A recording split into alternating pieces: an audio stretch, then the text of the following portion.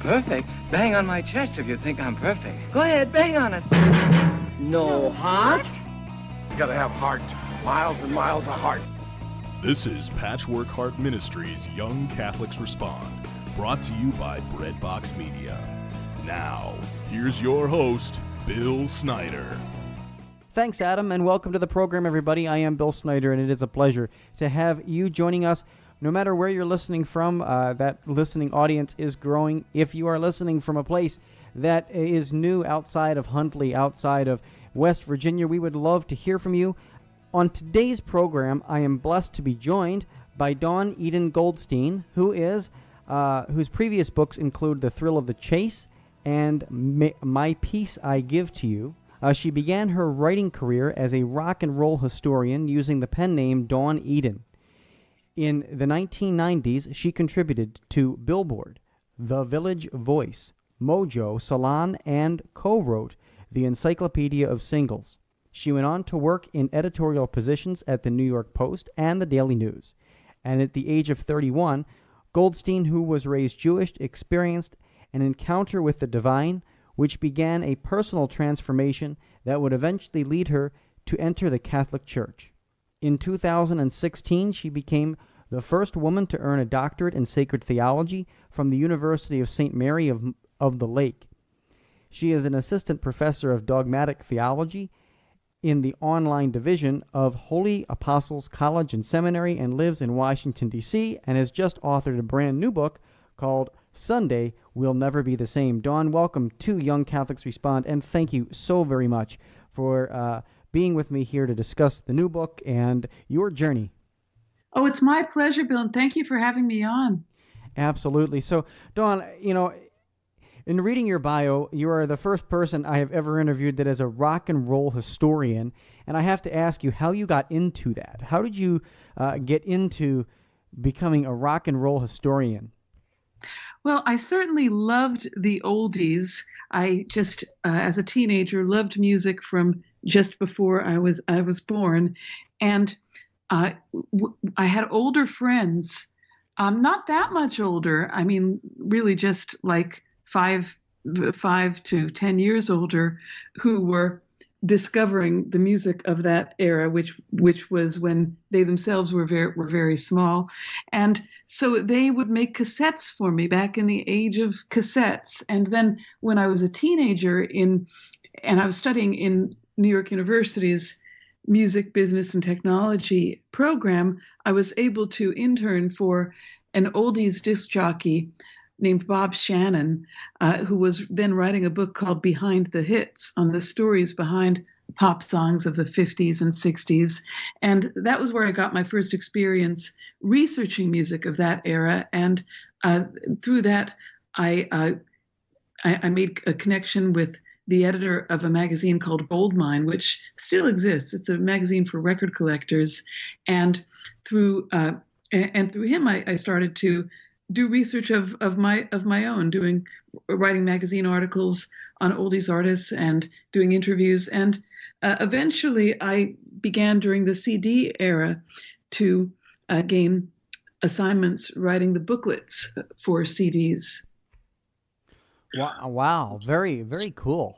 That's an amazing, thing to just kind of pop into it, and then so you were writing the CD covers for rock and roll artists. Is that actually what you were doing?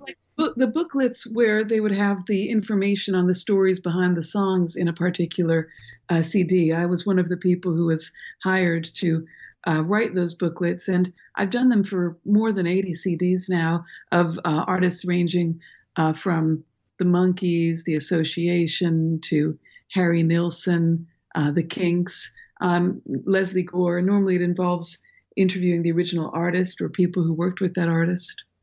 Wow, that's really neat. And so when you flip open that CD cover, that's kind of what you're capturing their story to talk and fill out some more about the album that the listener is going to hear then. That's right. That's really cool. So tell me who some of your favorite musicians are. I'm sure you've got an opportunity to interview and talk with so many different people. Who were some of your favorite musicians over your career, interviewing them, talking to them, and what made them such an inspiration to you? Well, certainly I was very thankful to be the last person to interview Harry Nilsson. I talk about that briefly in my new book, Sunday Will Never Be the Same, my memoir. Harry Nilsson was a great songwriter as well as a great singer, and he was admired by the Beatles, who really made him a household name because they were asked who their favorite singer was, and they said Nilsson. And then they were asked who was their favorite group, and they said Nilsson, because Nilsson himself recorded vocals so that in such a way that he sounded like his own rock band. I also really enjoyed writing about the Zombies. I didn't actually interview them, but I got to know them through writing about them, reviewing their concerts and so on. And the Zombies are also one of the best bands from that era.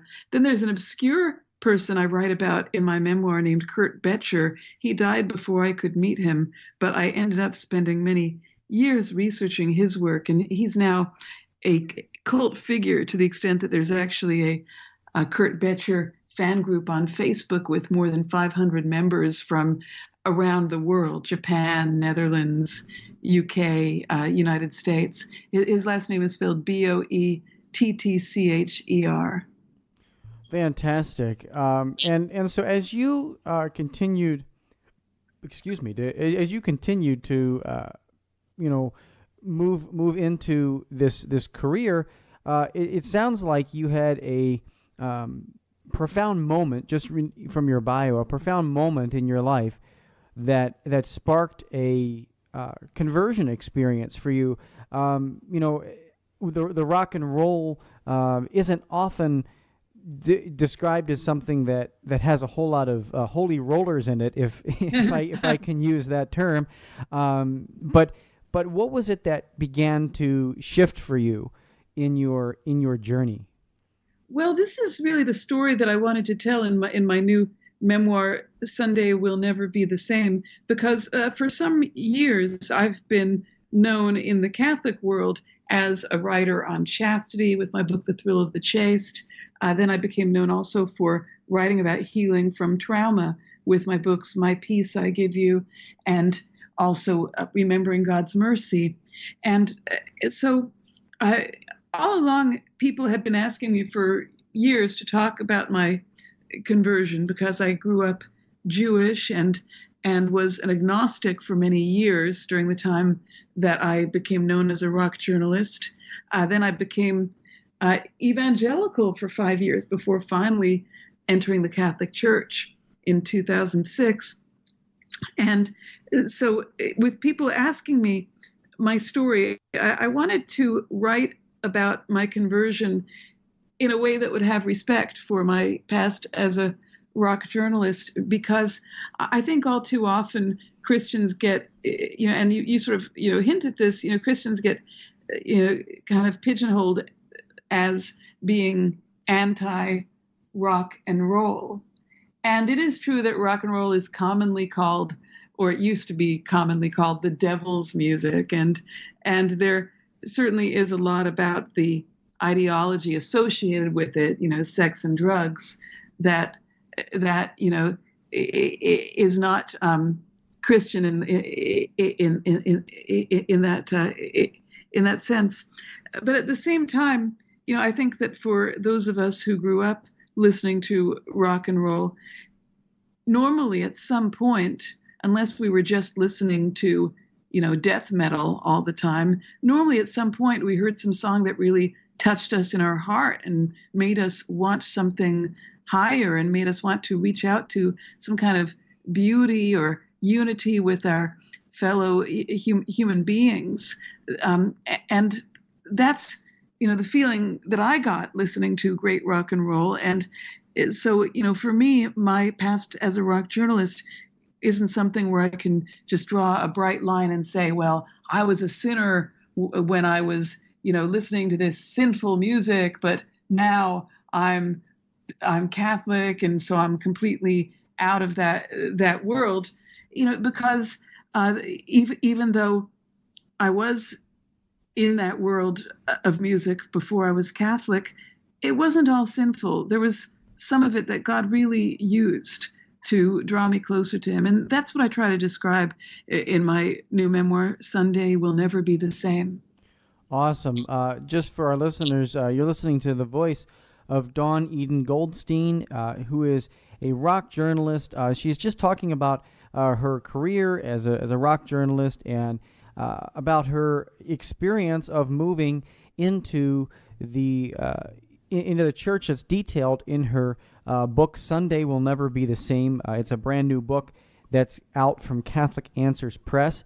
Dawn, we have to take that short break right now to, as you well know, do the commercial pitch thing. And then when we come back, we will continue our conversation with you and talk with you more about the layout of this incredible book, because it's so innovative. It's so neat how you have written this in like a little memoir fashion.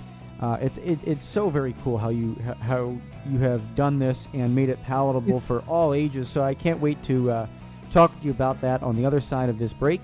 Right back after these messages here on Young Catholics Respond. I'm Bill Snyder.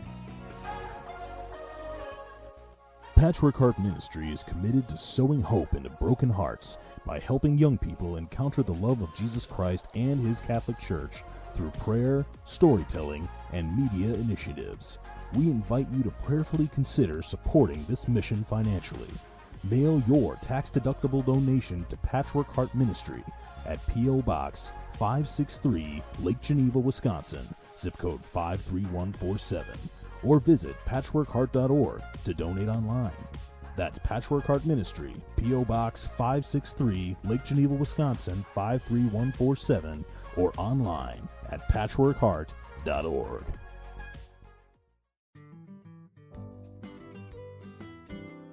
Judy Hare was a bankrupt, homeless, drug-addicted college dropout on the brink of divorce, but is now a seminary graduate and devoted wife and mother of 4 children. What happened? Find out in her autobiography, Shattered: How God Restored My Heart and Life. Her journey of faith has been called brutally honest, truly inspiring, profound, heartbreaking, and life-changing. Shattered is available now for only $15 on her website, judyhare.com, on Amazon.com, or at your local Catholic bookstore. As Judy says, it is never too late to become the person you deserve and desire to be. So stop wishing for change and start doing something about it by reserving your copy of Shattered today. Faith comes from what is heard, and what is heard comes by the preaching of Christ. But I ask, have they not heard? Do you seek to make Scripture a greater part of your daily faith journey? Would you like it readily available on your smartphone or tablet? The Truth and Life Bible app delivers to your mobile device the complete Catholic edition of the Revised Standard Version of the Bible with a concordance entirely free. You will also enjoy free content from Father Robert Barron's Word on Fire, Father Jim McElhone's Word Made Clear, Jeff Caven's The Great Bible Adventure, and the Catholic News Agency. In addition, you can hear the Gospel of Mark dramatically proclaimed by world-renowned actors and actresses like Blair Underwood, Neil McDonough, Kristen Bell, and many more. The full audio dramatization of the New Testament, along with the Ignatius Study Bible, can be purchased within the app. It is available on the App Store, Google Play, Amazon Kindle, and at downloadjesus.com. Hi everybody, Bill Snyder here. Just want to thank you for listening to this episode of Young Catholics Respond. And as a founder of Patchwork Heart Ministry, we have so much more going on than just our podcasts. Check it out at patchworkheart.org. Your heart is always beating, but you never have to think about it. Welcome back to Young Catholics Respond. Once again, Bill Snyder. Welcome back to this episode of Young Catholics Respond, everybody. I am Bill Snyder, and it's a pleasure to have you joining us. I want to just mention to you real quick that you can be our patron on Patreon.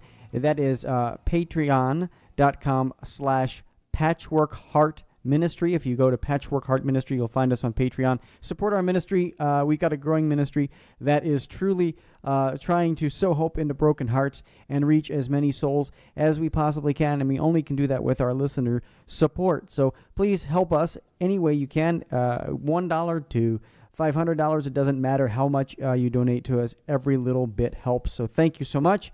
On today's program, I'm talking with Dawn Eden Goldstein, and she is just doing an awesome job talking about her rock and roll historian career and her move into the church. Of course, we want you to read the book Sunday Will Never Be the Same. It's put out by Catholic Answers Press, so you know that you can go to Catholic.com and get it. But and of course, check out your local Catholic bookstores as well. But and Dawn, I want to talk to you a little about this book because it's so well laid out. Thank you. And it's very interesting how you did this. First of all, your love of music comes through in every chapter with a title of each and every song, from Spirit in the Sky to A Little Bit of Soul. You have some great. I'm a believer. You've got so many different great little things. But talk to us a little bit about your inspiration for the layout of the book and how you went out about, taking each and every one and even doing it as almost a diary. Well, for me, so much of my life, I can just, kind of divide up into what was I listening to at that time. And just as the day goes, as I go through the day, so many songs pop into my head. So I thought that giving the chapters song titles for their title would help to put across the fact that even if I'm not talking about music all the time in this memoir, pop music especially, of the era just before I was born, the 1960s, mid-60s, that pop music has really been the soundtrack of my life. And it's nice to be able to pay tribute to it in this way. Very cool. Very cool. And where's the idea of the diary that came out of it? You kind of date things, like Saturday, May 8th, 1999, 4:10 p.m. So where did that inspiration come from to make it almost like a diary?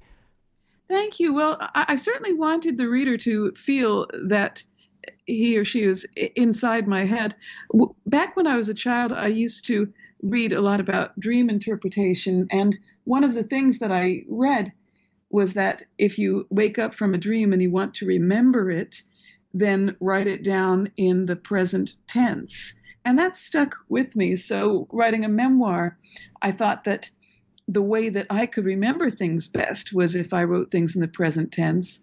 And then I looked at just how I wrote in the present tense versus how I wrote in other books where I was describing, some, similar events. I would say, the overwhelming majority, we're talking like 95% of the book I've never written about anywhere. But with that 5% where I've written about it elsewhere, I added these layers of theological interpretation. Like I was writing, and I was at this concert when I was in my 20s, and it was like what Augustine describes when he says blah, blah, blah. And so I thought, why don't I just try writing about that concert as it felt at the time before I even knew who Augustine was beyond just being the name of a city in Florida. So I did that, and I thought that it had a lot more immediacy, and it lets the reader fill in his or her own, with his or her own imagination and his or her own experience. I think the reader can relate to it a lot better than with me adding levels of after the fact interpretation. Yeah, no, that's very cool. I want to ask you, are there any moments in the memoir that are particularly close to you, like are particularly like, this really I want to speak to the reader about this? Is there any moment in that thing, or you want them just to kind of see it, read it like washing over them like a wave, and just see where the Holy Spirit hits them, or are there moments that are of profound impact for you? Well, I think the reader needs to really just get inside the memoir and roll with it. Certainly some parts of it are more,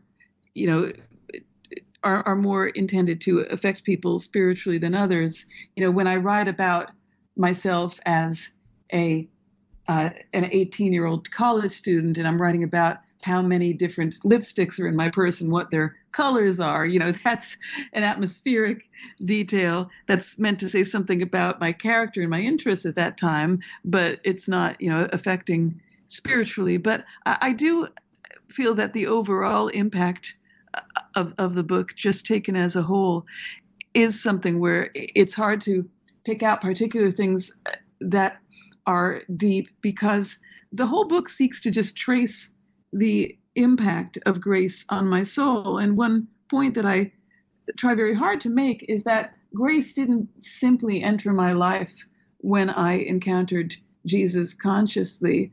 Grace was trying to break in. God was trying to get in when I was much younger. And he did get in when I was a child, very briefly in this incident that I describe at the very beginning of the book. But the problem is that that during those early experiences, and I imagine there are other readers who feel this way too, they can see that God was there when they look back, but at the time they crowded him out.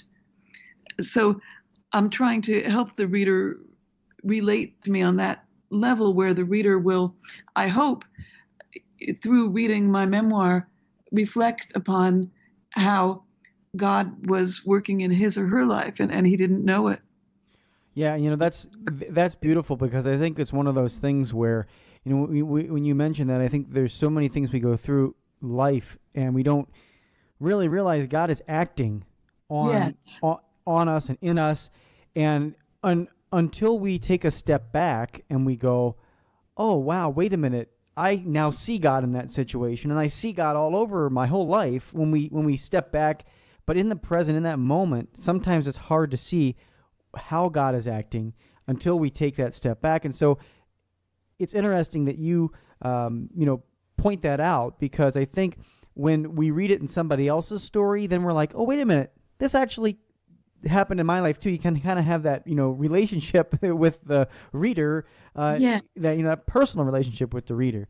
And I think for young Catholics, there are so many different challenges and issues out there facing them today, that when you're looking at how to relate to them through personal witness is like the number one. Yes, exactly. And relating to what we were just discussing about remembrance, there's a sermon by Cardinal Newman, who's about to be canonized a saint, and Cardinal Newman talks about the Emmaus story in Luke, where Jesus meets these disciples on the road to Emmaus, and they don't recognize him at first, and then they finally recognize him just when he's disappearing from their view, when he's breaking bread for them, and then they talk with each other about how their hearts were burning when he was walking with them, but they didn't realize at that moment it was him. Cardinal Newman says that that's really the model for how God appears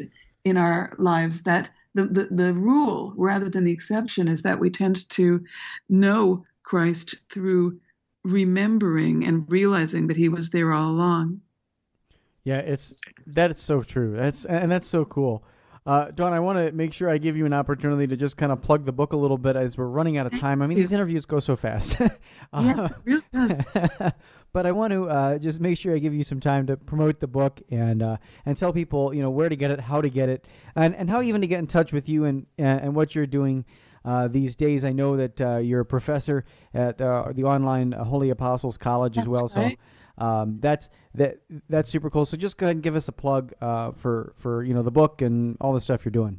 Thank you so much. Well, the book's full title is Sunday Will Never Be the Same. A rock and roll journalist opens her ears to God.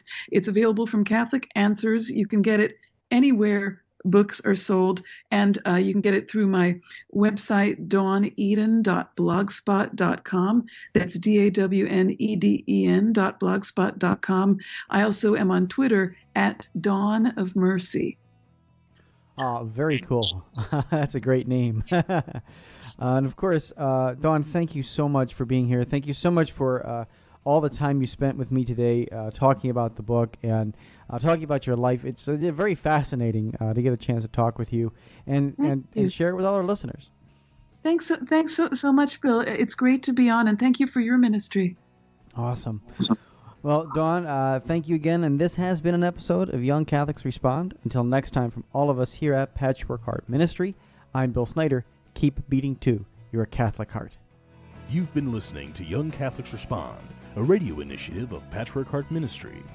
To learn more about our ministry and program, visit us at patchworkheart.org. Or to get exclusive access and early ministry updates, become our patron on Patreon by searching for Patchwork Heart Ministry. Saint Therese of Lisieux's Little Way of the Cross, written by Victoria Clarizo and designed by Just Love Prince, is a beautiful prayer booklet that helps you pray the Stations of the Cross. Use these reflections to meditate on the great love and mercy that Jesus had for us as he journeyed to Calvary. The Little Way of the Cross includes gems from Scripture, the writings of Saint Therese, and the words of Jesus from the imagination and prayer of the author. Go to justloveprince.com to get your copy today. This is Martha Fernandez-Sardina with your Love Minute, brought to you by RememberYouAreLoved.com. Do you know how precious and priceless you are in God's eyes? Let me tell you, you were worth redeeming. God the Father sent his only begotten Son to take your place so that he might die your death so that you might live his life. That's how much God loves you. Christ paid the ultimate price for your salvation so that you might enjoy eternity with God, so that God might make you again into his image and likeness. If you ever doubt how much you're worth, if you ever wonder how precious you are, think of the cross, think of the love, think of what God was willing to do for you and for me, for the sake of our salvation and sanctification, to love us day in and day out and for all eternity. For more on love, find us at facebook.com/RememberYouAreLoved. And remember, you are loved. The words spoken by Our Lady of Guadalupe to Juan Diego nearly 500 years ago are almost too good to be true. Asking that a temple be built at the site of her apparition, she promised that here I will give all my love, my compassion, my help, and my protection to all those who love me, cry to me, seek me, and who have confidence in me. Here I will listen to their weepings and alleviate all their sufferings, necessities, and misfortunes. My name is Alan Napleton, and I live in Dallas, Texas. I have visited her shrine in Mexico City dozens of times, bringing my own petitions, and have found Our Lady to be true to her word.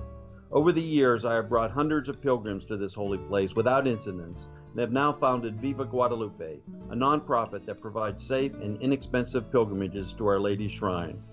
If you would like to take our Blessed Mother up on her promise and learn more about how you can visit this special place of grace, please visit vivaguadalupe.org for more information. Do you want to keep your finger on the pulse of Patchwork Heart Ministry? Follow our monthly blog, Written on Our Hearts.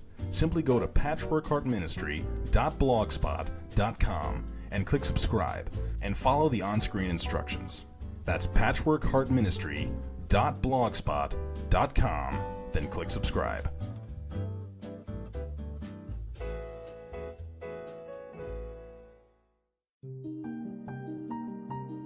The Contemplative Stations of the Cross audio devotional is now available from Patchwork Heart Ministry.